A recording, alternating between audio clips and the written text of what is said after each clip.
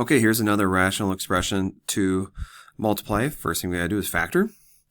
And we see that k squared minus 5k minus 14 can be factored into two binomials.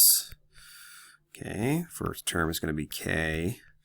And then I need to figure out factors of negative 14 that add up to negative 5. That will be a negative 7 and a positive 2. And now I'm going to factor out 7k minus 49. They have a greatest common factor of 7. So we're going to factor out that 7 here. Okay, so I rewrote those.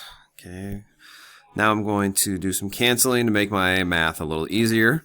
So, okay, I can cancel out the 7 here and this 7 here.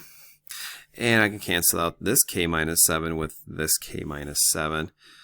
And what I have left is, on the numerator, I have a k plus 2. And in the denominator, I just have a 6k squared. There are no values to exclude here, so we're just going to say all real numbers as our solution, part of our solution.